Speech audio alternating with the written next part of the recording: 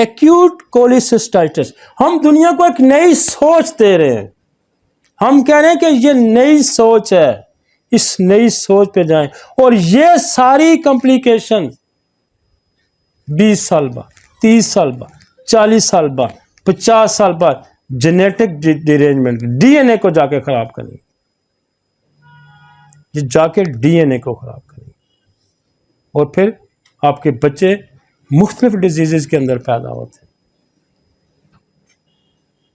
तो आज अगर हम बेसिस सेट करते हैं तो क्या करेंगे, हम अगले आने वाली हेल्दी नस्ल पैदा करेंगे, हम आने वाली हेल्दी नस्ल पैदा करेंगे। एक्यूट कोलिसिस्टाइटिस, कोलिसिस्टाइटिस एक्यूट क्या है, गॉल ब्लैडर, गॉल ब्लैडर के अंदर जब स्वेलिंग आ जाएगी तो सिस्टाइटिस हो गया, कोलिसिस्टाइटिस, पित्ते की सोजन हो जाएगी।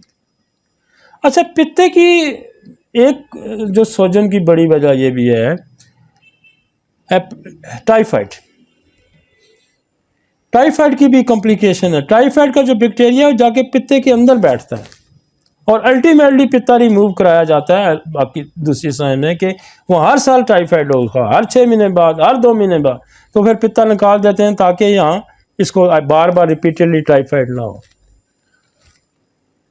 तो ये बेसिकली गॉल ब्लैडर की इन्फ्लेमेशन है। Majority of the cases involve obstruction of the cystic duct by gall stone, calculus, cholecystitis. और ये जो आपका स्टोन है गॉल ब्लैडर का, ये जब आके डक्ट के मुंह में फंसेगा, ऑब्स्ट्रक्शन पैदा करेगा, तो वहाँ इन्फेक्शन भी बना सकता है और उसकी वजह से यहाँ बहुत ज़्यादा सीवियर पेन होगा और टेम्परेचर होगा। मिनॉरिटी पेशेंट में भी inflammation of the gall bladder without gall stone, और कुछ ये भी हो सकता है कि वो बगैर उस कैलकुलस के वहाँ इन्फेक्शन कोई हो सकता है, जैसे मैंने कहा टाइफाइड का इन्फेक्शन हो सकता है।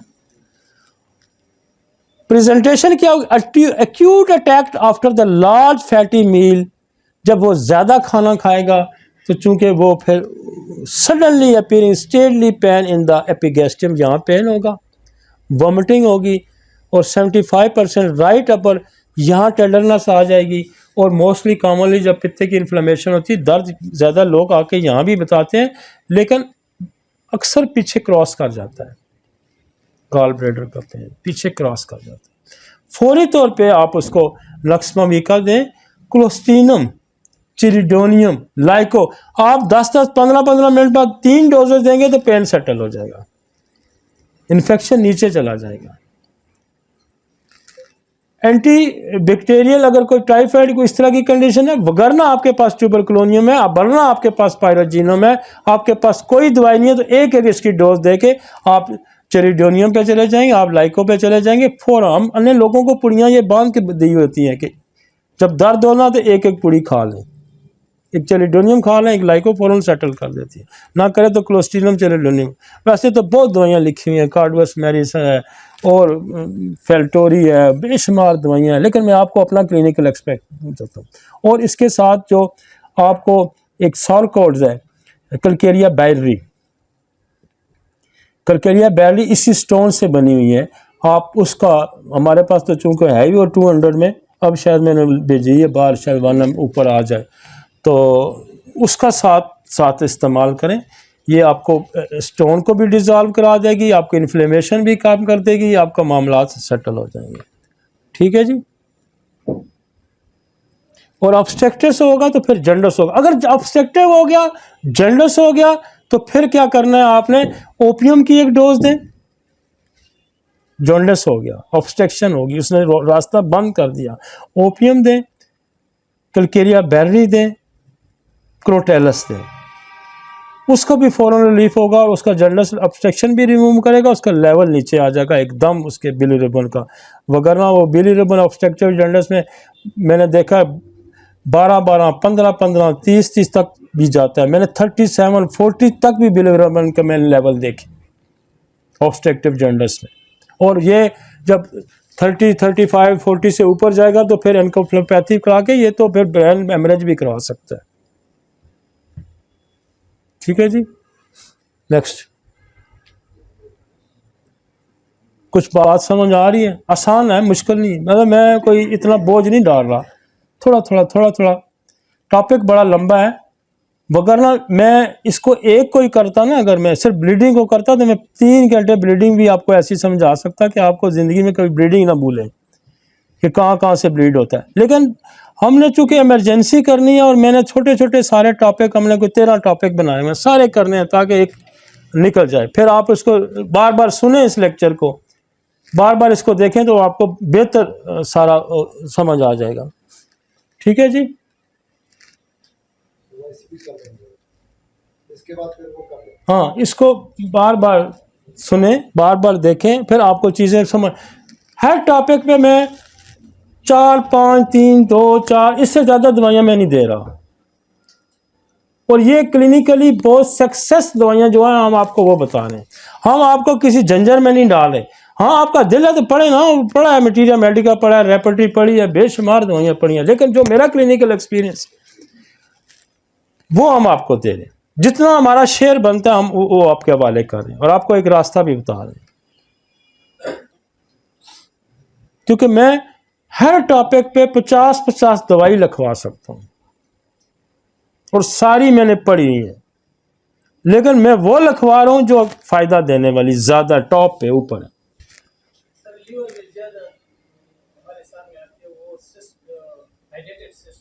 सिस्ट जो होती है ना, वो मिलती जुलती है एप्सिस से। तो सिस्ट जहाँ पानी सिर्फ जो एप्सिस होगा उसके अंदर ब्लड भी होता है, पस भी होती है, सिस्ट पानी वाली होती है, या एमरेजिक सिस्ट भी होती है जिसमें ब्लड होता है। इसमें ज़्यादा जो सिस्टिक जो बनती है बेसिकली साइकोसिस और ट्यूबरकुलोसिस की बनती है। तो आप इसमें एपस का और थूचा का बहुत कसरत से इस्तेमाल होता है, और लिवर सिस्ट है तो साथ आप कोलेस्ट्रीनम का इस्तेमाल कर सकते हैं। हेमेंजियोमा एक और मसला होगा ना, वो तो एक ग्रोथ होगी है, हेमेंजियोमा पे ग्रोथ होगी ना, तो ग्रोथ है, हाँ जी, वहाँ कार्सिनोसन का इस्तेमाल करेंगे और वहाँ कॉजेटिव फैक्टर को एड्रेस करेंगे, और जो बाकी उसके अंदर जो मियाज़मेटिक चीज़ें हैं उसको एड्रेस करेंगे।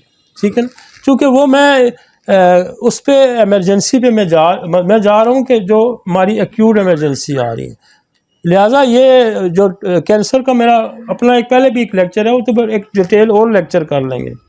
ठीक है, आगे चलें जी। Cholecystitis, acute पैंक्रेाटाइटिस। अच्छा, इसका दर्द भी यहाँ होता है और ये दर्द भी पीछे जाता है, ये थोड़ा राइट को जाता है, ये बिल्कुल थोड़ा स्ट्रेट पीछे जाएगा, बिल्कुल रीढ़ की हड्डी के साथ टच करता है। और इसको जो होम्योपैथिक दवाइयाँ ठीक करती हैं ना, एक्यूट पैंक्रेाटाइटिस को बहुत मज़े की ठीक करती है। इसमें क्या है, टेस्ट क्या आएगा, इसमें अमाइलेज लाइपेज बड़े होंगे, उनके लेवल हाई होते हैं। इसमें आपको हैरानगी होगी कि एक दवाई है स्पोंजिया, इतना अच्छा काम करती है। वैसे तो हम बहुत पुराने 20, 25, 30 साल से मैं आयरस वर्सिकुलर का इस्तेमाल करते आए हैं। हम पैक्राटिनम की एक डोज दे के, कार्सी ट्यूबर या मेडोरिनम कोई मियाज़मेटिक नज़र आता है तो उसकी डोज दे के हम आयरस वर्सिकल बहुत भी अच्छा करती थी। जब से मैंने स्पोंजिया का इस्तेमाल शुरू किया, ये तो और ही कमाल है। हम 1-2 दिन 1 में दे देते हैं, फिर 200 पे दे देते हैं। आप एक डोज पैंक्रेाटिनम की दें या ट्यूबर की दे दें या कुछ दे के हिस्ट्री के मुताबिक, तो आप उसको पैंक्रेाटिनम दें और उसको स्पोंजिया दें। और अब मैं ज़्यादातर आयरस वर्सिकल का इस्तेमाल कम कर गया हूँ, ज़्यादा स्पोंजिया का इस्तेमाल करते हैं क्योंकि ये ज़्यादा अच्छा रिजल्ट दे रही होती है।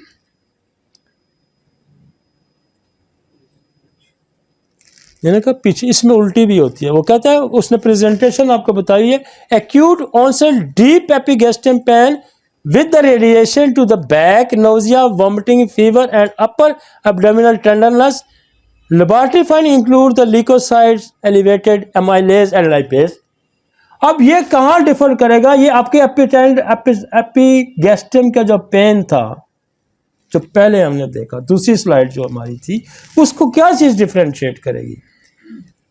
उसको ये चीज़ डिफ्रेंशिएट करेगी कि आपने ये टेस्ट करवाने हैं, अमाइलेज और लाइपेज इज एलिवेटेड। तो ये एलिवेटेड होगा तो ये समझें, एक तो मैंने कहा ना कि ये जल जाएगा पीछे रीढ़ की हड्डी के साथ जाके यूं क्रॉस करता है, वो थोड़ा सा पित्ते वाला थोड़ा सा राइट को जाता है, ठीक है ना। तो फिर आप समझेंगे कि ये गाल उसका पेन है।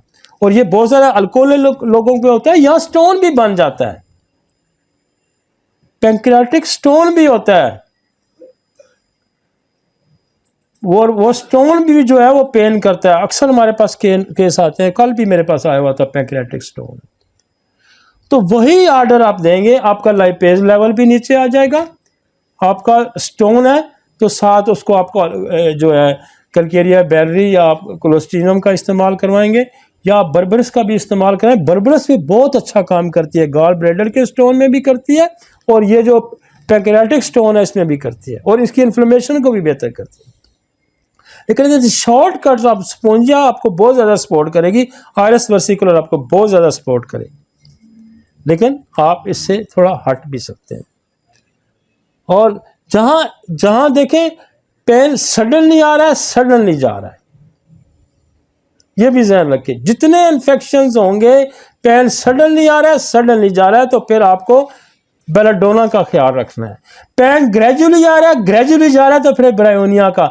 मूवमेंट नहीं कर सकता पेन होता है, ब्रायोनिया को भी कहीं भी ना बोलें आप बेलाडोना को इस पे इन्फेक्शन पे, every type of infection and inflammation जहाँ सडनली अपीयर सडनली डिसअपीयर आ रहा है तो बेलाडोना, ग्रेजुअली अपीयर और gradually and with the moment aggravation है तो ब्रायोनिया। ये अपेंडिसाइटिस में भी आपको काम आएगा, ये कोलिस्टियासिस में भी काम आएगा, ये आपको पैंक्रियाटाइटिस में भी काम आएगा। कुछ दवाइयों की जो फीचर हैं वो बहुत बहुत हर जगह पे लगते हैं, क्योंकि जहाँ भी इन्फ्लेमेशन होगी वहाँ थ्रॉबिंग भी होगी, वहाँ पेन भी होगा, कांस्टेंट पेन होगा और ब्रेक दे के पेन होगा। लेकिन कुछ ऐसी दवाइयाँ हैं जो बहुत ब्रॉड बेस पे काम करती हैं, ब्रॉड बेस पे काम करती हैं। अब मेरे पास उस दिन एक कैंसर का पेशेंट था, लिवर कैंसर का पेशेंट था, उसका पेन नहीं ठीक हो रहा था। अच्छा, मैंने रेपटी खोली, हालांकि यहाँ पेन था उसको, और यहाँ मेरे पास कभी मायरिका रहती ही नहीं है, इस जगह पे पेन। और मायरिका वन हम देते हैं, बंदा 5-7 मिनट में सेटल हो जाता है। इवन कैंसर का पेन है, हेपेटाइटिस का पेन है, मायरिका का पेन पीछे नहीं जाता, टीलिया का पेन पीछे नहीं जाता, पीछे जाता है चिलिडोनियम का, पीछे जाता है लाइकोपोडियम का, पीछे जाता है चेनोपोडियम का, पीछे जाता है मैग्म्योर का, इस तरफ। और इस तरफ पीछे जो दर्द होगा वो जाएगा फेरोमेड का, वो जाएगा चेनोपोडी का, जो इस पे इस तरफ का पेन होगा। तो राइट पे तो हमारे पास बहुत दवाइयाँ, इधर हमारे पास 2 दवाइयाँ, इधर तो हमारे पास बहुत दवाइयाँ, टीलिया यहाँ रहेगा, मायरिका यहाँ रहे, तो उसको नहीं फर्क पड़ा। हालांकि मैं उसको जब दी तो वो बाहर बैठा रहा, मुड़ के आया, तो मुझे नहीं दर्द ठीक हुआ। मैंने रेपटी खोली तो रेपटी में लिवर रीजन में पेन, और वो कहता था ब्रीदिंग के दौरान होता, ब्रीदिंग के दौरान होता तो ब्रायोनिया बड़ी ऊपर के आ रही थी। मैंने इसको ब्रायोनिया दी, ब्रायोनिया 2nd ग्रेड में रेपट में थी, 1st ग्रेड में उसने बेलाडोना लिखी हुई थी। तो मैंने जब बेलाडोना दी, हालांकि उसमें वो बेलाडोना की वो सिम्टम नहीं थी, लेकिन उसने यहाँ प्रूव की हुई थी, बेलाडोना से वो सेटल हो गया। लेकिन नेक्स्ट डे फिर आ गया, फिर मैंने दोबारा जब ब्रीदिंग पे पेन पे देखा तो उसमें नेट्रम सल्फ आ रही थी। तो जब नेट्रम सल्फ उसको दी, क्योंकि नेट्रम सल्फ लिवर की भी दवाई थी और विद ब्रीदिंग भी हो रहा था, तो जब नेट्रम सल्फ दी तो फिर सेटल हो गया और वापस इंग्लैंड चला गया वो दवाई साथ लेके। 1 हफ्ता वो रहा, सिर्फ इलाज की गर्ज से जहाँ आया हुआ था, सिर्फ इलाज की गर्ज से आया हुआ था यहाँ पे, उसको लिवर कैंसर था। तो जब वो स्कूल वो कहते जी अब मैं 95% बेहतर हूँ, मैं खाना छाना ठीक हो गया, तो वो वापस चला गया। तो बात ये होती है कि जब आदमी, वैसे तो जनरल होती है, जब फंसता है तो फिर हम रेपटी भी देख लेते हैं। ठीक है जी, हो गया, आगे चले। ये छोटे छोटे टॉपिक्स हैं, लेकिन है ये सारे बड़े मजेदार के, ये रोज हम फेस करते हैं, ये रोज हम फेस करते हैं। ये इमरजेंसी है। जिसको पेंक्रेटाइटिस होगा उसने पूरा मोहल्ला सर पे उठाया होता है। जिसको कोलिसिस्टाइटिस होगा पूरे घर में शोर मचा होता है। जिसको अपेंडिसाइटिस होगा थ्रेटन लोग नहीं नहीं निकलवा दे, वरना तेरी जान गई।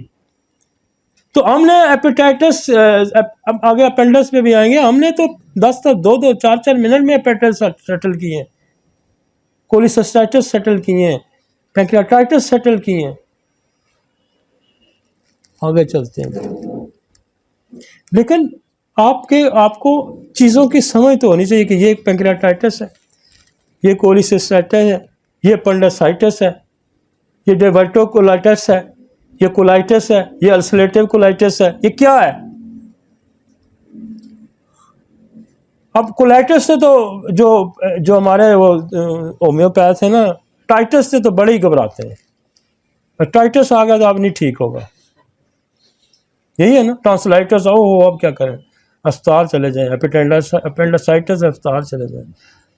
डाइवर्टिकुलाइटिस है तो चले जाएं। अल्सरेटिव कोलाइटिस है तो चले जाएं। कोलिसिस्टाइटिस है तो बात भागें जी, हमारे पास का काम ही नहीं है, क्योंकि वो इसको बेसिक। अच्छा, दवाइयाँ वही काम कर रही हैं, वो बेलाडोना काम कर रही है, वो ब्रायोनिया काम कर रही है, वो स्पोंजिया कर रही है, वायरस वेसिकुलर कर रही है, दवाइयाँ वो काम कर रही हैं। अब जब उनको समझ आएगी, आपको समझ आ जाती है, तो दवाइयाँ तो आपके पास थी, आपने इस डर के मारे नहीं दी कि ये किस बला का नाम है। यही बात है ना, फियर। और ये समझ जो है ना, ये अगर हम आ जाती है हमें, तो हम बेहतर दुनिया में अपना मकाम पा सकते हैं। ठीक है जी, नेक्स्ट चलते हैं। आगे जी, एक्यूट अपेंडिसाइटिस। इसकी शक्ल दिखाएं जी, नीचे पिक्चर दिखाएं।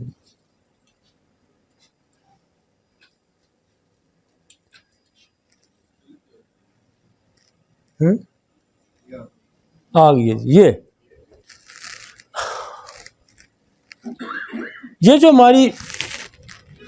हमारे मैदे से ऊपर कैनाल है, एसोफेगस है, फिर नीचे मैदा आ गया, उसके बीच नीचे ड्यूडेनम आ गया। नहीं, वो मैं एक तस्वीर आपको इनको दिखाऊंगा, उसमें ज़्यादा इनको समझ आएगी। एक सबसे आखिरी हमारे पास स्लाइड है, अगर आप उस पर चले जाएं ज़रा, मैं इनको समझाता हूँ। सबसे आखिरी स्लाइड,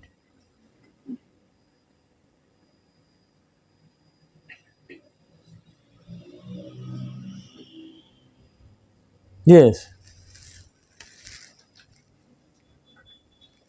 ये है ना ओसोफेगस, ये स्टमक आ गया, ये ड्यूडेनम है, ये जो कर्व, ये ड्यूडेनम है, ये स्मॉल इंस्टेंट चल रही है, ये आ रही है, ये आ रही है, ये आ रही है, ये आ रही है, ये आ रही है, ये आ रही है, ये आ रही है, ये बड़ी आंत शुरू हो जाती है। ये बड़ी आंत जहाँ से शुरू होती है तो ये साथ ही अपेंडिक्स लगा हुआ है। अब वापस उस पर चले जाए, ठीक है जी। मैं कंक्लूड इस पिक्चर पे आगे करूँगा सारी चीज़ों को, ये जो पिक्चर लास्ट में हमने रखी हुई है ना, ताकि आप छोटी छोटी चीज़ें वहाँ पीछे समझ के आ रहे हैं ना, फिर हम यहाँ पे आएंगे। अब वो देखें ना, वो मैंने यहाँ आपको दिखाया था, ये नॉर्मल अपेंडिक्स है, और ये अब इन्फ्लेमेड हो गई है।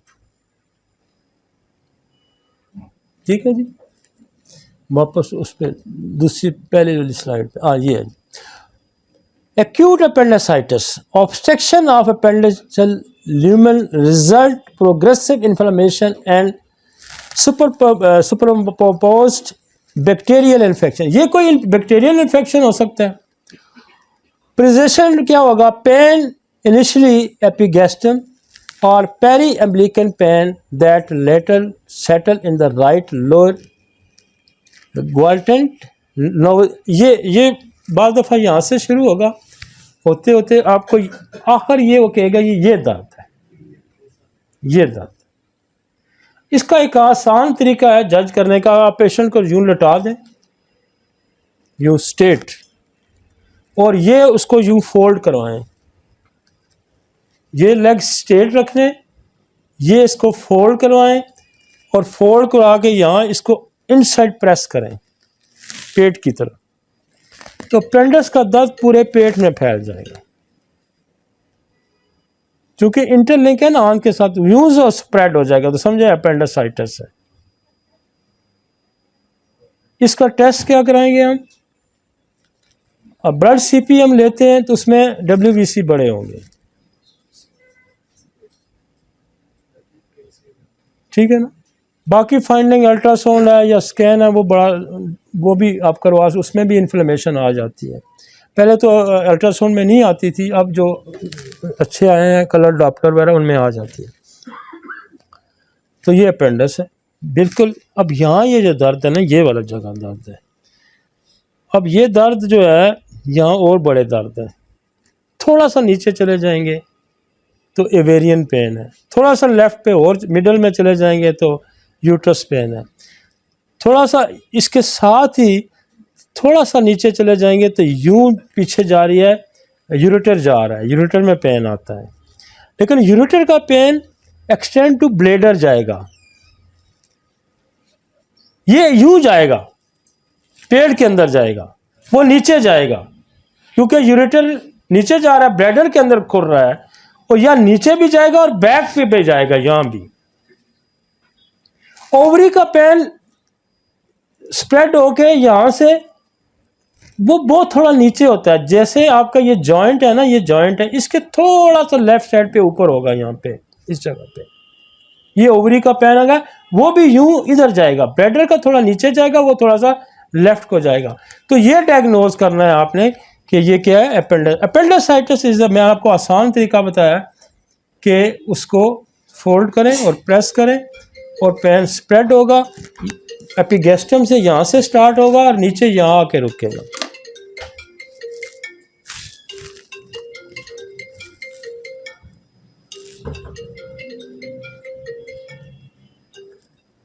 प्रेजेंटेशन क्या है उसकी, उल्टी साथ वोमिटिंग भी है, फीवर भी है, क्योंकि इन्फेक्शन है तो फीवर आ गया।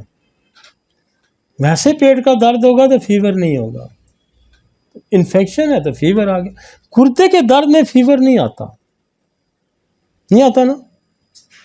जो किडनी का यूरेटर का पेन होता है उसमें फीवर नहीं आता, क्योंकि ऑब्स्ट्रक्शन है, इन्फेक्शन नहीं है।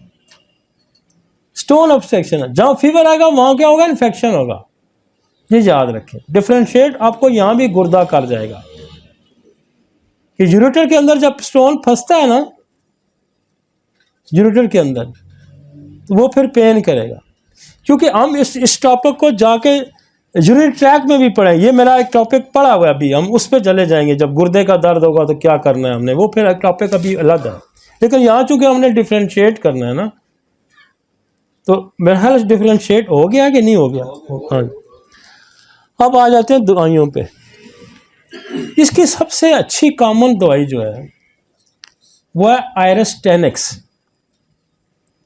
और हम सीएम की शुरू में मैंने खरीदी सीएम की थी, तो हम एक ही डोज खिलाते थे, अब तो 1 ml दे देते। एक डोज देंगे तो थोड़ी देर में सेटल हो जाएगा, वगरना इसने चला जाना है सेंट्रल अस्पताल क्योंकि इसको डराया जाएगा, फट जाएगी, मर जाएगा, फलां हो जाएगा।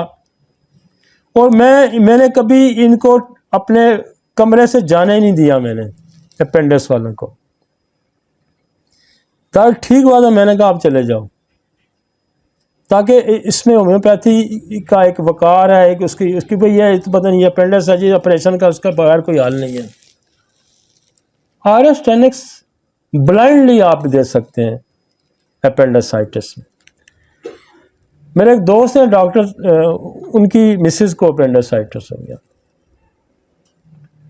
तो वो दोनों मियाँ बीवी डॉक्टर थे। वो रात को मेरे 2-2:30 बजे मेरे पास पहुंचे।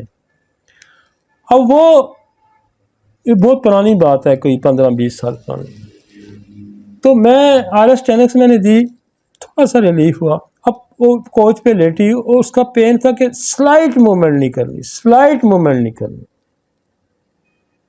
तो मैंने ब्राना दी, ब्रायोनिया दी हमने, तो सेटल हो गया। अब ब्रायोनिया में है स्लाइट मूवमेंट नहीं कर सकता अपेंडिक्स में। अगर आपकी आरएस 10X कहीं फेल हो जाती है तो सडनली अपीयर होता है, सडनली डिसअपीयर होता है। तो पक्की है बेलाडोना, बेलाडोना फौरन इन्फ्लेमेशन को ठीक कर देगी। अगर बिल्कुल मरीज कहता है मुझे छेड़ो ना, मैं लाओ ना, तो फिर ब्रायोनिया करेगी। और इसमें इसके अंदर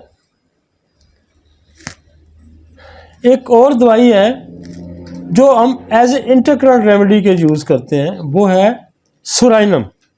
यहाँ सुराइनम बड़ा अच्छा करती है, बार बार रीअकरेंस अपेंडिसाइटिस को सुराइनम बहुत अच्छा रोकती है। और एक और दवाई है जो रेपर्टरी में नहीं लिखी गई, वो है प्लमम आयोडाइड। इसमें में प्लमम आयोडाइड भी हम देते हैं जब क्रोनिक हो जाए, पुराना हो जाए, बार बार हो रहा है, साल का पुराना है, 6 महीने का पुराना है। यहाँ एपस भी लिखी हुई है, लेकिन एपस का दर्द जो होता है ना, वो स्टिंगिंग पेन होता है। स्टिंग समझे ना, डंग लगना, inflammation and stinging pain, the एपस। लेकिन आपको पहले 3-4 दवाइयाँ कभी मैं यूज़ नहीं करेंगी। मतलब आपको एरास्टेनिक्स में यूज़ नहीं करती, आपको बेलाडोना में यूज़ नहीं करती, आपको ब्रायोनिया में यूज़ नहीं करती। अगर रीअकरेंस आ रही है तो आप सुराइनम दे के देंगे, आपको आपका केस क्लियर हो जाएगा। और बहुत ज़्यादा आप इसको, अगर आपका केस फिर भी फंसता है तो आप ट्यूबरक्लोनियम की एक डोज दे दें, आप सल्फर 30 की एक डोज दे दें, और फिर आप आयरस पे आ जाएं या बेलाडोना पे आ जाएं, या जिसकी भी मैं आपको वो बता रहा हूँ, आप उस पे आ जाएं, तो आपका अपेंडिसाइटिस मिनटों में मतलब सेटल हो जाता है। ठीक है जी।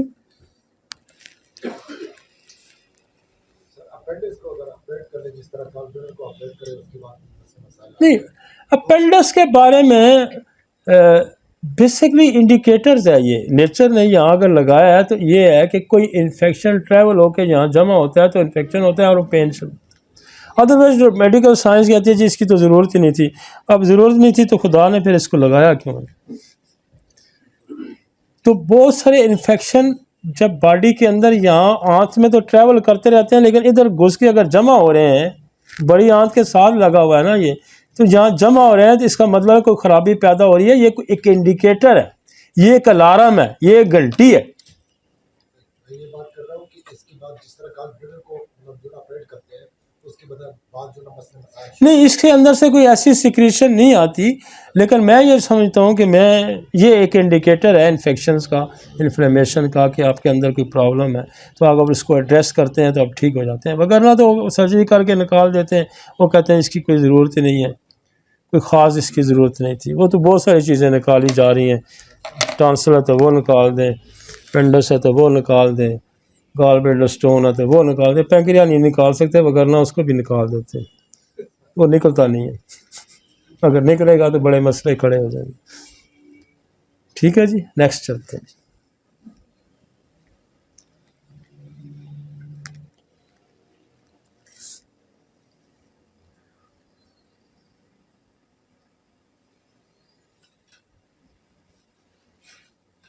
लेकिन एक बात, अब हमारे जो हमारा जो डाइजेस्टिव ट्रैक है, डाइजेस्टिव ट्रैक के अंदर बहुत अच्छा रोल है बेसिलिनियम का।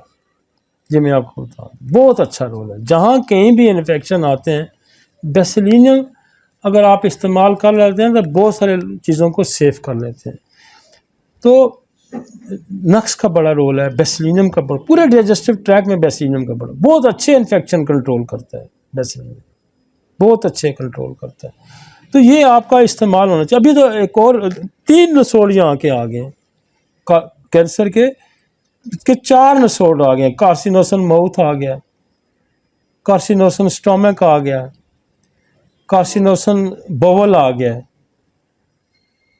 जैसे 3-4 और कैंसर के नसोड़ आ रहे हैं जो आपको यहाँ हेल्प आउट करते हैं। तो चूँकि अवेलेबल नहीं है, हमारे पास तो है लेकिन आप मार्केट में नहीं है, और टाइम लगेगा। जैसे एच पेलोरी भी आज कॉमन हो गया ना, ये भी कॉमन हो जाएंगे।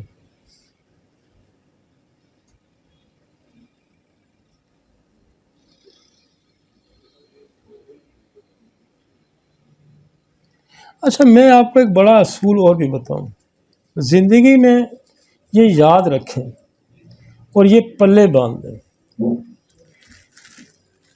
कि ये इल्म जहाँ से आ रहा होता है ना, जैसे हमने जिन लोगों से सीखते हैं, समझते हैं, ये जहाँ आ रहा है फिर जहाँ जा रहा होता है। इसके बड़े असूल और ज़वाबित हैं। अगर आप नेक नीयती से इसका इस्तेमाल करेंगे और जिससे आपने सीखा उसकी इज़्ज़त करेंगे, उसका नाम लेंगे, तो आपको कोई नुकसान नहीं होगा। ये मेरी बात याद रखें। लेकिन अगर ईवल आ गया बीच में, ये मेरी बात याद रखें, आपके पास सारा इल्म होगा लेकिन आप इस्तेमाल नहीं कर सकेंगे, आप गलत इस्तेमाल करेंगे। ये बात पल्ले बांध लें। इंटेंशन, नीयत का बड़ा ही दारो मदार है। खुदा ही नहीं आपकी मदद करता, बिल्कुल नहीं करता। सारा इल्म होने के बावजूद नहीं मदद करता। आप डी ट्रैक हो जाएंगे, गलत रास्ते पे चल जाएंगे। बड़े बड़े जो है ना अफलातून मैंने देखे हैं, वो डी ट्रैक होते हैं। बड़े बड़े टाइयों वाले, बड़े अपने आप को बड़े क्लेवर होशियार समझने वाले, जिससे सीखा, उसकी इज्जत अदब नहीं किया और उस नीयत से उसको इस्तेमाल नहीं किया, खुदा उसकी मदद ही नहीं करता। मैं इसलिए आपको बता रहा हूँ कि हम आपे से बाहर हो जाते हैं, और आपे से बाहर हो गए ना आप, तो फिर खुदा कहता है कि जो मेरे सामने खड़ा हो गया उसको तो मैं बिल्कुल मरोड़ मराड़ के रख दूंगा। उसको ये खुदाई इल्म है, इसको आ जाए तो और आजिज़ी होनी चाहिए, और इनकसारी होनी चाहिए। वरना ये बड़े बड़े रुस्तों में पहलवान, तो बड़े बड़े तुज़मल खान खुदा ने यूं बनाए और मटा के परे पर फेंक दिए, बिल्कुल फेंक दिए।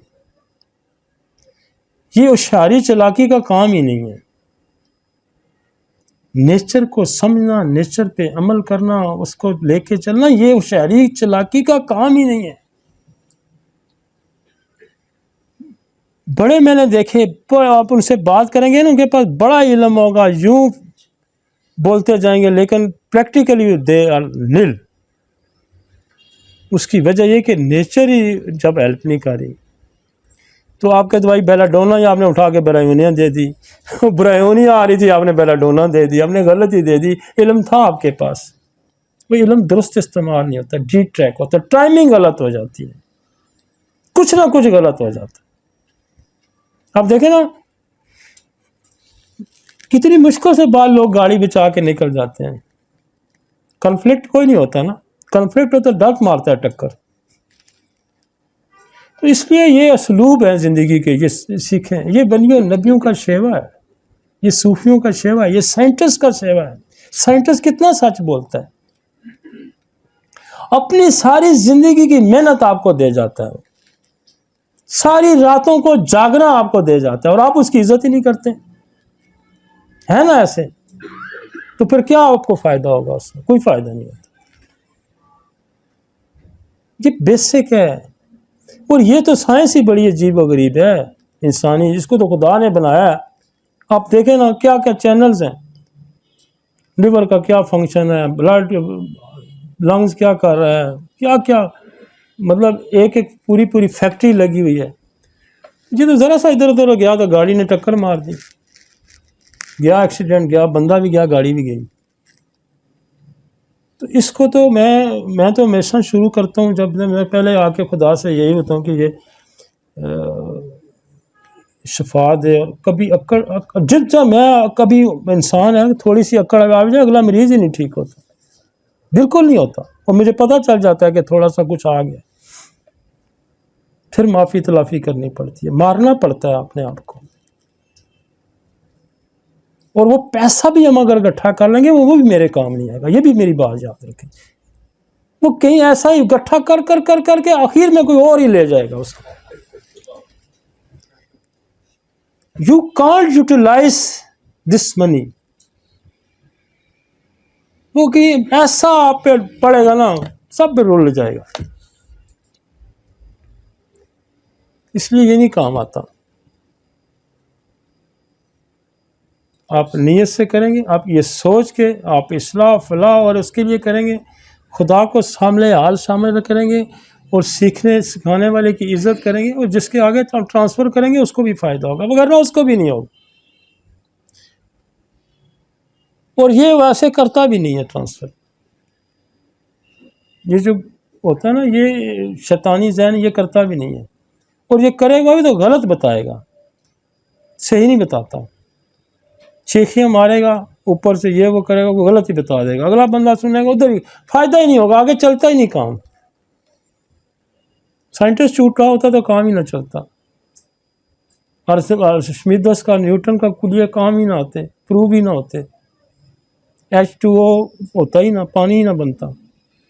गलत गलत नहीं ना बता, गलत फिर फल ही नहीं देगा, कैसे फल देगा?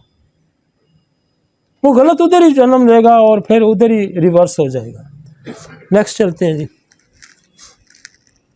वो वैसे मैं इसलिए थोड़ी सी इखलाकी दर्स के बीच में बोलता रहता हूँ कि ज़िंदगी में सक्सेस के रेट क्यों ज़्यादा हैं, उसकी वजह है, उसके असबाब हैं, उसकी कॉजेज़ हैं, उसकी नीयतें हैं हमारी।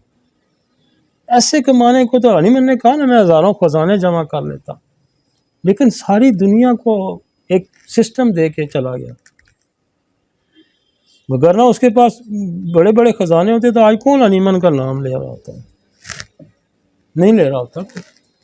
ऐसे कई हज़ारों लाखों मर गए हैं जो पता नहीं क्या क्या उनके पास जहन में था, उन्होंने प्रैक्टिस किया, लोगों को समझाया, और वो कुछ बता के ही नहीं गए, और अपने साथ ही ना उनका नाम रहा ना उस काम का नाम रहा। वो कहते हैं ना, हेरिंग ने जब लेक्सेस प्रूव की है तो कहते हैं कि हेरिंग ने अगर कोई दुनिया का और काम किया ही ना होता तो एक लेक्सिस जो प्रूव की थी ना, जब तक दुनिया कायम है तो उसका नाम रहेगा लेक्सिस के साथ। एक छोटी सी एफर्ट चलो कर लें, समझ लें। बहुत लोगों ने तो बड़े बड़े काम किए हैं, लेकिन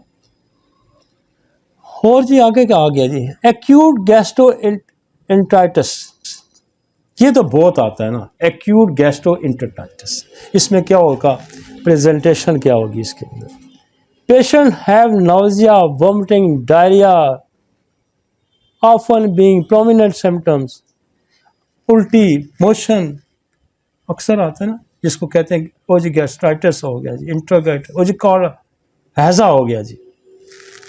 पहले तो आम लफ्ज़ भी बोल, हैज़ा भी यही है, कोलरा। किसी का गलत खाया, कोई ना कोई बैक्टीरिया वायरल आ जाता है, वो उसमें लिखे ना, शिंजीला, सल्मोनेला, कैम्पोलोबैक्टर, जूनी, इंट्राटॉक्सिजन, इकोलाई, यर्सीना, स्टेफलो, बैसिलस। बेसिकली जब ये फूड हम कहीं से खाते हैं, कहीं से पानी पीते हैं, तो गैस्ट्रोएंटेराइटिस हो जाता है। और इसका जो जैसे बड़ी जो दवाइयाँ हमारे पास, वो है लक्सफमिका है, हमारे पास वराइट्रम अल्बम है, हमारे पास क्यूप्रोमेट है, हमारे पास पल्सटीला है, हमारे पास मर्कसाल है। लेकिन मैंने ये देखा है अपनी प्रैक्टिस में कि जब तक आप नक्स के बाद बेसिलिनियम का इस्तेमाल करेंगे तो बहुत ज़्यादा सेटल हो जाएगा, क्योंकि सारे बैक्टीरिया, टीबी का बैक्टीरिया है ना, ये छोटे मोटे बैक्टीरिया पे ये वो कहते हैं ना कि अलामात उस जैसी हों और ताकतवर दवाई दो। तो हनीमन ने बेशुमार जगह पे जिक्र किया है कि जो बड़ा वायरस होता है या बैक्टीरिया जिस्म के अंदर, तो छोटा नहीं पनपता, वो खुद ही उसको मार देता है। वो अगर आएगा तो बाद दफ़ा, हाँ कोई पल्ला होगा तो एक निकलेगा, तो उसके बाद जैसे उसने चिकन पॉक्स का जिक्र किया, काउ पॉक्स का जिक्र किया, मीजल का जिक्र किया हुआ है। बड़ी बीमारी जब जिस्म में मौजूद होती है तो छोटी बीमारी पनप नहीं सकती। जैसे बड़ा पीर है तो उसके नीचे छोटा पीर अगर गद्दी बना लेगा तो कोई नहीं जाएगा, जाता ही नहीं। बड़ी दुकान है, बड़ा स्टोर है, छोटा स्टोर चलता ही नहीं है। बड़ा डॉक्टर क्लिनिक जिसका चलता है तो उसके पास छोटे मोटे क्लिनिक वैसे नहीं चलेंगे।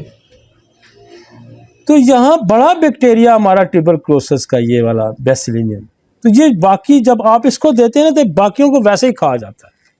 ये इतनी ताकत पैदा कर देता है बॉडी के अंदर, इम्यूनिटी इतनी पैदा कर देता है कि ये बाकी ये जितनी लाइनें इसने लिखी हुई है ना, इनको वैसे ही ख़त्म कर देगा। लॉ ऑफ नेचर है, जिसका सिमिलरिटी में हनीमन ने बड़ा जिक्र किया, आपने पढ़ा होगा। ऑर्गेनल में भी उसने जिक्र किया। 1 m मीडियम पोटेंसी है, हाँ 1 m दें, हाँ ज़्यादा कॉमन है, बच्चों में भी अच्छी है, बूढ़ों में भी, दरमियाने में 1 m बहुत अच्छा करती है। फिर अगर आप केस रीअक्रेंस होता है, बढ़ता है, तो आप 10 m में भी जा सकते हैं, CM में भी जा सकते हैं, आप जा सकते हैं, लेकिन नीचे नहीं जाना, नीचे नहीं जाना। मैं उस दिन भी किसी को पढ़ रहा था कि वो कहता है कि बेसिलिनियम जो है वो 1 m में आंतों के पे बड़ा अच्छा रोल है इसका। और मेरे क्लिनिकल प्रैक्टिस है, मैं तो डायरिया के लिए हमने 3 पुड़ियाँ बांध के रखी होती हैं, एक नक्स दो, एक बेसिलियम, एक एलोज दे दो, आधे घंटे बाद बंदा ठीक होके चल पड़ता है। ये इतनी अच्छी एंटीबायोटिक्स है।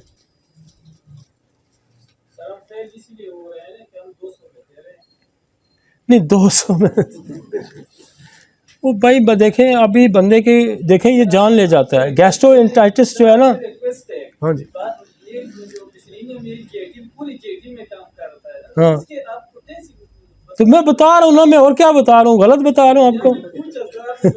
नहीं मैं बता रहा हूँ, मैं अक्सर बताता हूँ 1 m में दें, मैं CM में दें, मैं आपको ये बता रहा हूँ ना कि नक्स दें 1 m या CM दें, उसके बाद बेसिलिनियम दें, और उसके बाद एलोज दें।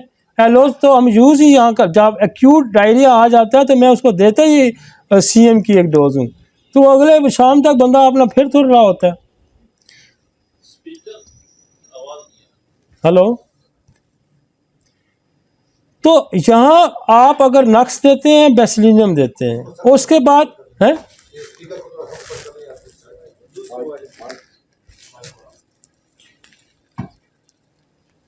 नक्स देते हैं, बेसिलिनियम दें, ये फौरी दे दें, और उसके बाद आप वराइटम एल्बम दें। उल्टी भी होती है, बंदा फेंट हो रहा है, बंदा जा रहा है, तो आप जो वराइटम एल्बम है वो तो इस तरह रेस्क्यू करती है कि आपको ज़्यादा से ज़्यादा 1 मिनट का टाइम है, 1 मिनट के बाद वराइटम एल्बम का मरीज कहता है मैं बच गया हूँ, मैं ठीक हो गया।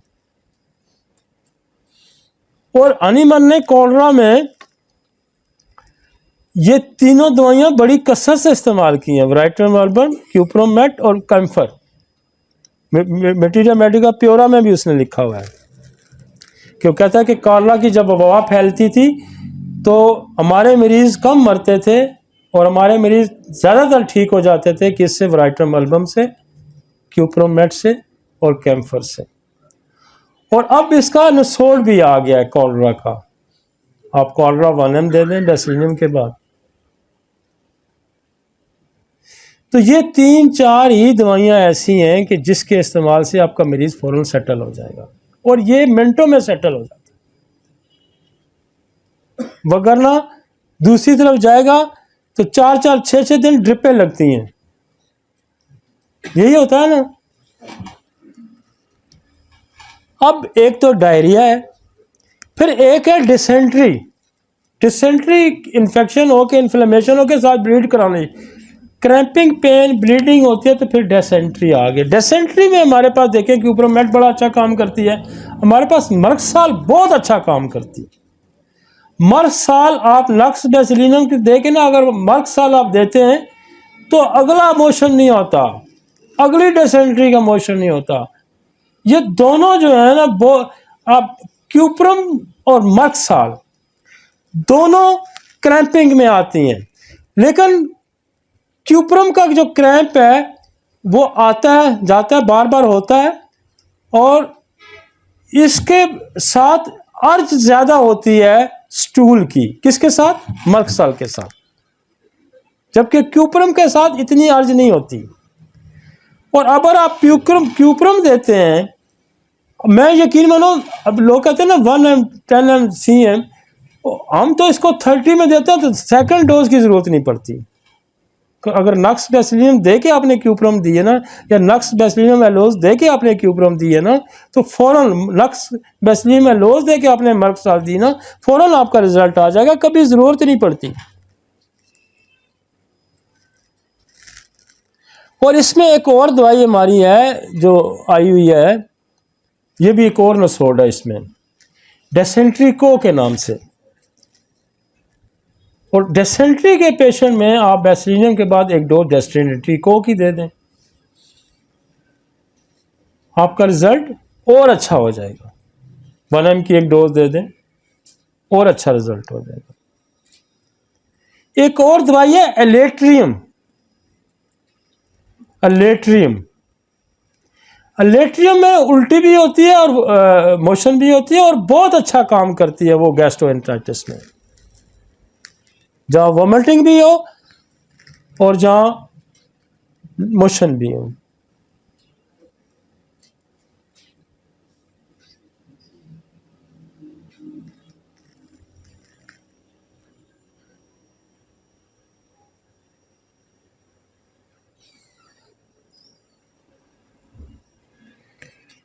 और इसको इंटेस्टाइटिस के जो पेशेंट होते हैं ना, ये बेशुमार लोग मर जाते हैं, डिहाइड्रेट होके मर जाते हैं। बार बार उल्टियाँ हो रही हैं, बार बार मोशन हो रहे हैं, डिहाइड्रेट होके मर जाते हैं। और ये आप ऐसे केसेस को तो आप बिल्कुल घंटे डेढ़ बाद मरीज अपना काम काज पे लगा होता है। नेक्स्ट कंबोजिया है, चपारो है, वो बहुत सारी दवाइयाँ हैं, वो बस वो ज़्यादा यही काम करती हैं जो मैंने आपको बता दिया। गम्बोजिया भी हम देते रहते हैं, फिर चपारो अमरगोसा है वो भी है, लेकिन वो इतना मज़ा नहीं आता। जो हमारी अपनी क्लिनिकल प्रैक्टिस है ना, हमने वो बताने ताकि रिजल्ट ज़्यादा मिले। बाकी तो दवाइयों की बड़ी लंबी रेंज है। डायरिया में तो बहुत दवाइयाँ हैं ना जी, उसमें एक्यूट में, लेकिन एलोज कमाल का दर्जा रखती है। वराइटम एल्बम कमाल का, क्यूप्रोमेट, नक्स, बहुत कमाल की दवाइयाँ हैं। और वोमिटिंग में देंगे सब, वराइटम एल्बम फ़ौरन रोक देगी। फिर थोड़ा बढ़ जाती है तो बिस्मत है, फिर बढ़ जाती है तो कैडमियम सल्फ है, फिर आपकी एपोमार्फिनम है। मतलब दवाइयाँ तो मैं बड़ी लंबी रेंज है हमारे पास, अच्छी काम करने वाली दवाइयाँ। मैं वो दवाइयाँ बता रहा हूँ जो ज़्यादा अच्छा काम करने वाली हैं। जिसको ज़्यादा दिल है तो वो और पढ़े, लेकिन जो मेरा एक्सपीरियंस है उसको पहले आप इस्तेमाल करके देखें, आपको मज़ा आएगा। वगरना तो इल्म तो बहुत बड़ा है, पढ़ते जाएं। अब देखें ना, एक ज़माने में कार्सिनोसन एक होती थी, अब कार्सिनोसन के 17-18 आ गए हैं। बढ़ता गया ना काम, अभी और कुछ आ जाएगा। किसी को कैनेडीडा का नहीं पता था, हम कैनेडीडा हमने पहले आज से कोई 5-7 साल पहले मैंने मंगवाई। एच पेलोरी का पता नहीं था। अब ये कार्सिनोसन की सारी रेंज हमने मंगवा ली। ठीक है, जहाँ जहाँ ज़रूरत पड़ेगी हम इसको देंगे, आपको साथ साथ बताते भी रहेंगे। नेक्स्ट जी,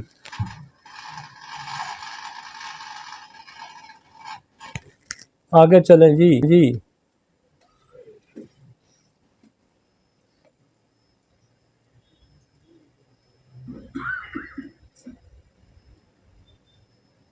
हालांकि फास्फोरस में रह गई, फास्फोरस ही बड़ी। मेरा एक दोस्त है, डॉक्टर था, उसकी वालदा को डायरिया था, तो कहता है मैं टीके लगा लगा के, मुझे फ़ोन उसने किया, तो एलोपैथिक डॉक्टर थे, तो मैंने नक्स दी। वो कहता था मोशन जो ही पानी पीती है तो मोशन होते हैं, और दुनिया जान की दवाइयाँ उसने अपनी दे दी। तो मैंने तो 3-4 पुड़ियाँ भेजी, एक मैंने कहा नक्स, एक बेसलिनम, एक एलोज दे। मैं कहा रुक जाएगा, नहीं रुका तो मैंने फास्फोरस उसको 1 mg की लादा बना दे दी। कहता जी अगली डोज जब फास्फोरस की दी तो उसके बाद मोशन नहीं हुआ।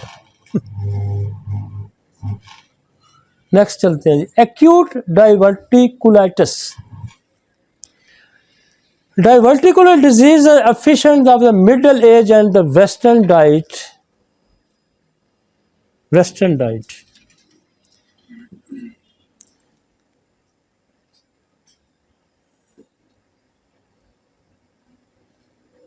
ये दिखाएं ना उसको, आखिरी पिक्चर ज़रा दिखाएं।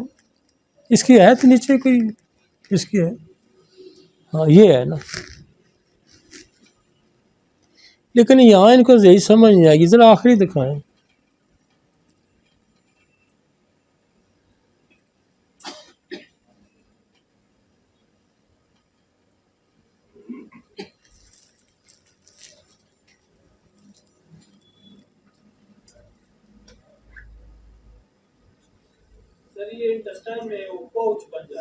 ये पोच बना हुआ ना यार, ये जो जहाँ ये शुरू हो रही है ना, लॉर्ज, ये आया नजर, ये इसमें लिखा भी है उसने।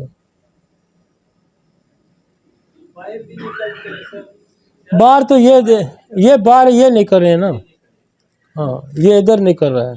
ये मैं आता हूँ इस स्लाइड पे,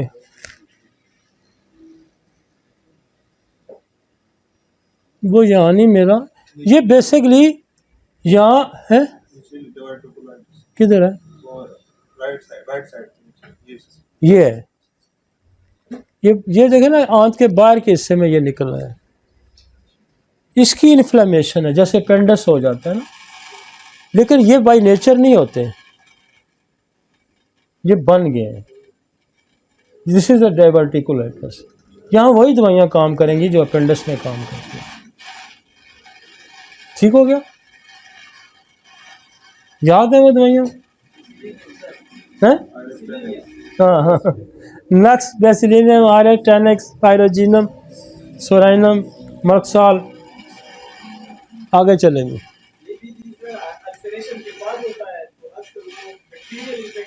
ये कहीं बैक्टीरियल इन्फेक्शन है, लेकिन इसका रुख बाहर की तरफ आ गया।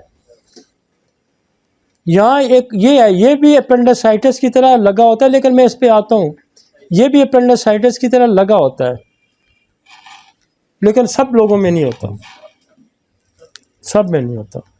वापस जाइए, थ्रोम्बोस से तो आप वाकिफ ही हैं ना। Haemorrhoid occur when anal vascular submucosal cushions become engorged with blood। Presentation क्या है जी? Bleeding with defecation is the, जब अब स्टूल पास करता है तो ब्लीडिंग। जरा इसकी नीचे पिक्चर हेमोराइड की जरा दिखाएं,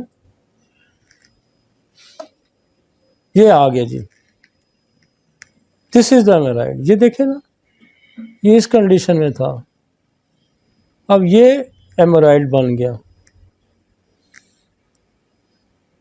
अब जब स्टूल पास होगा तो चूंकि ये गुब्बारा बन गया है, ब्लड का बना हुआ है, तो जब ज़रा सा भी हार्ड स्टूल होगा तो इसको रप्चर करेगा तो ब्लीडिंग होगी। ठीक है ना, ये इंटरनल है और ये बाहर का रुख, दिस इज द एक्सटर्नल। समझ आ गई जी?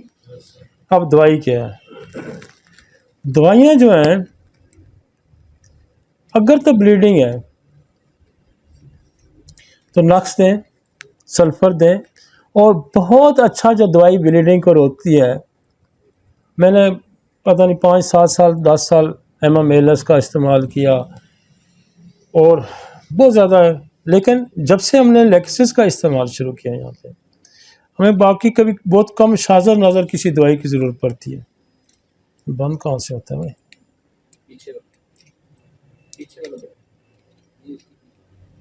ये अच्छा, तो आप नक्स, अच्छा नक्स सल्फ़र आप सबको दें, ये मेरी बात रख, नक्स सल्फ़र सबको दें।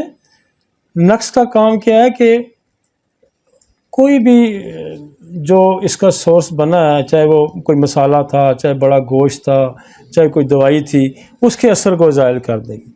सल्फ़र का काम है बीमारी को बाहर के रुख रखेगी। जब नक्स देंगे सल्फ़र फिर इसको रिवर्स नहीं करने देगी, बाहर के रुख देगी। अब ब्लीडिंग है तो आप लेक्सिस देंगे, पेन है तभी लेक्सिस काम करेगी। पेन बहुत ज़्यादा है और हेमोराइड और ब्लीडिंग है तो कोलोनसोनिया विद कॉन्स्टिपेशन अगर, तो कोलोनसोनिया बड़ा अच्छा करेगी। और रूटीन में आप नक्स सल्फ़र लेक्सिस दें। अगर साथ पेन है तो कोलोनसोनिया 200 की रोज़ दे दें। लेकिन पेनफुल है, कॉन्स्टिपेशन है और ब्लीडिंग है तो फिर नक्स सल्फ़र के बाद कोलोनसोनिया 1 mg दे के फिर 200 देते जाएं उसको। अब पेन है और पेन की ये कंडीशन है कि एस्कुलिस में होता है कि बहुत ज़्यादा पेन होता है, लेकिन उसमें ब्लीडिंग बहुत कम पाई जाती है और वो फील ऐसे करता है कि जैसे something like a wooden piece और या कोई शीशे का पीस चुभ रहा है। तो फिर एस्कुलस लिप कभी फेल ही नहीं होती, कभी फेल नहीं होती। हेमोराइड्स ब्लीडिंग है और पेन नहीं है और ब्लैक खून आ रहा है, तो आपका हेमामेलस वाकई बहुत अच्छा करती है। और शाजर नाजर हमें ब्लीडिंग में लैक्सिस के बाद किसी दवाई की ज़रूरत पड़ती है, तो अगर ज़रूरत पड़े तो उसको हेमामेलस आप दे सकते हैं। और यहाँ एक और दवाई है जो स्पेशली हमारे पास छोटे बच्चे जब आते हैं ना, उनको एनल ब्लीडिंग होती है, तो उनको हम देते हैं अमोनियम कार्ब। और बच्चों में अमोनियम कार्ब वैसे भी ब्लीडिंग में अच्छा करती है, बच्चों में अमोनियम कार्ब बहुत अच्छा काम करती है। पेनफुल है, ब्लीडिंग है और बहुत ज़्यादा सेंसिटिविटी बढ़ी हुई है, अब लग सल्फर को आपने नहीं छोड़ना।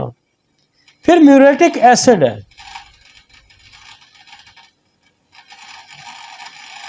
और यहाँ फिर आपका जो है ना, अगर आपके पास अगर पेन है और बर्निंग है, पेन है, बर्निंग है, पियोनिया, लेकिन नक सल्फर को नहीं छोड़ना, आप आगे दवाइयां बदलते जाएं।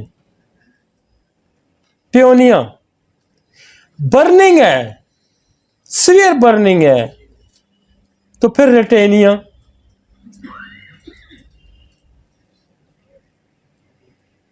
ठंडे पानी से अफाका है और गर्म पानी से अफाका है, गर्म से रेटेनिया है, ठंडे से एलोज है। एलोज भी हेमोराइड्स को ठीक कर देती है, आप नक सल्फर दे के एलोज दें वो भी ठीक कर देगी, लेकिन उसका बर्निंग होती है, लेकिन वो ठंडे पानी से। रेटेनिया बहुत अच्छा काम करती है। और यहाँ बर्निंग है, पेन है, अनबेरेबल है, बर्निंग है, पेन है, अनबेरेबल है, तो टेरेंटोला क्यूबेंसिस है।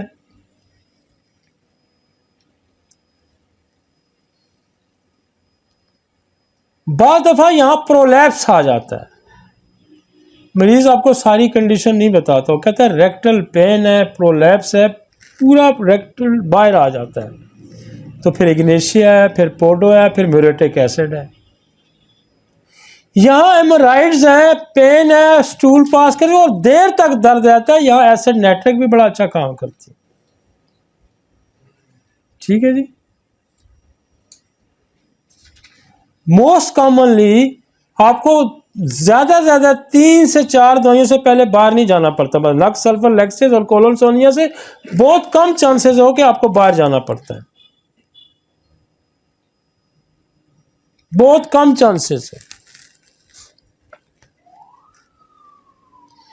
लेकिन आपके पास दवाइयां और भी बहुत हैं, पेओनिया भी बहुत अच्छा काम करती है, रेटेनिया भी बहुत अच्छा काम करती है। ये तो जहन में रखे ना, पियोनिया, कोलोनसोनिया, रेटेनिया, ये बड़ी मज़े की दवाइयाँ हैं। मैंने जहाँ दवाइयाँ लिखी नहीं हुई, देखे मैं बोल रहा हूँ, क्योंकि मैं लेक्चर मैंने इसको कहा था कि हम प्रॉब्लम लिख लेते हैं, बाकी मैं बोलता जाऊँगा वहाँ पे, क्योंकि टाइम बहुत लग रहा था। ठीक है जी, क्योंकि इसलिए कि डेली प्रैक्टिस है ना, रूटीन की प्रैक्टिस है। जहाँ कॉन्स्टिपेशन आएगी तो वहाँ ये याद रखें कि हेमोराइड होगा, तो वहाँ कोलोनसोनिया बहुत अच्छा काम करेंगी। अदरवाइज कॉन्स्टिपेशन अगर, तो क्या हमने तो एक्यूट इमरजेंसी हम डील करें ना, एक्यूट इमरजेंसी, चीख रहा होता है, चिल्ला रहा होता है, बैठ नहीं रहा होता, आप कोलोनसोनिया अगर इमीडिएटली आपको इफेक्ट चाहिए तो सीएम की एक डोज देंगे, 5 मिनट बाद मरीज रिलैक्स हो जाएगा। पियोनिया की एक डोज से 5 मिनट में मरीज रिलैक्स हो जाएगा, 2 मिनट में रिलैक्स। मेरे पास एक कनाडा से पेशेंट आई, उसको रेक्टल एब्सेस बना हुआ था, और वो कनाडा से, वो कहती है जी हर 6 महीने, हर 2 महीने बाद ये रीअकरेंस होती है, और मैं सर्जरियाँ करवा के मेरा अशर हो गया। तो आई जब मेरे पास, तो सीवियर पेन में सी, ना वो बैठ सक रही थी ना खड़ी, तो मैंने उसको टेरेंटोला क्यूबेंसिस सीएम की डोज दी। मैंने एक मरीज देखा, दूसरा देखा, मैंने कहा क्या हाल है, कहती सेटल हो गया अंदर। तो ये होम्योपैथिक दवाइयाँ ऐसे सेटल करती हैं अगर आपकी ग्रिप हो तो। नेक्स्ट जी, टेरेंटोला मुझे बड़ा काम मजे का करती है, सीएम में टकाए एक डोज तो बड़ा मजे का काम कर देती है। पियोनिया भी सीएम में बहुत मजे का काम करते हैं। ये दर्द आपको जो है ना, जब पियोनिया का होगा ना, तो ये 1-2 मिनट से ज्यादा इतनी। एक मेरे पास पेशेंट था, उसको मैंने उधर ही दी, मेरा दोस्त था मिलने वाला था अच्छा, तो मैंने उसको पियोनिया दी सीएम में, तो ठीक हो गया, चला गया। कहते मैं कहता फिर मैं आऊँगा, दर्द उसी वक्त सेटल हो गया। मुझे कहता है साल 6 महीने बाद, ये कोई वैक्सीन टाइप दवाई है कि साल 6 महीने बाद थोड़ी देर के लिए आता फिर गायब हो जाता है। वो दवाई अभी तक काम कर रही है। उसको मैंने सीएम की एक डोज खिलाई थी, तो वो कहता है कि बाद दफा मुझे महीने 2 4 6 बार आता है, लेकिन कोई 2 4 मिनट आएगा तो फिर गायब हो जाएगा।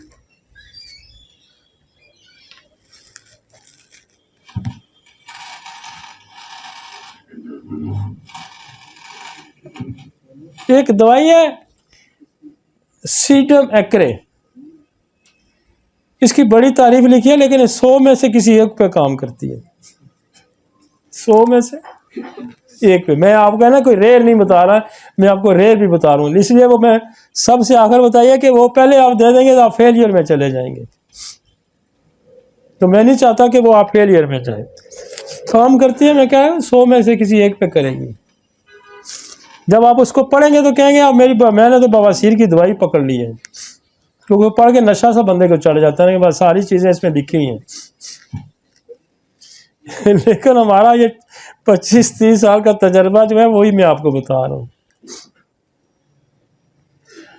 क्योंकि बहुत सारे लोग इसका नाम लेते हैं, ज़रा मुश्किल सा नाम है, ज़रा मिलती भी नहीं है, तो समझें कि मैं बवासीर का मालिक बन गया हूँ। ठीक है जी। अब दवाई काम ये करती है, मैं इसकी इतनी इंसल्ट नहीं करना चाहता, काम ये करती है, लेकिन 100 में से एक पे। लेकिन जो पहले नंबर पे हम बता रहे हैं वो तो 100 में से 80, 90, 70 यूं लगती हैं। नेक्स्ट जी।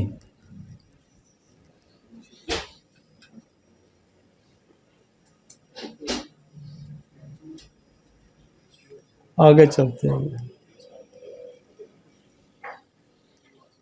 अच्छा, पेन में इग्नेशिया भी बड़ा काम करती है, ये मैं आपको बताऊँ। इग्नेशिया कई दफ़ा मैंने देखा ऐसे बंदा, क्योंकि वो स्ट्रेस वाला मरीज़ भी होते हैं ना, इग्नेशिया देखे प्रोलैप्स में भी बड़ा अच्छा करती है, पेन में भी अच्छा कर जाती है।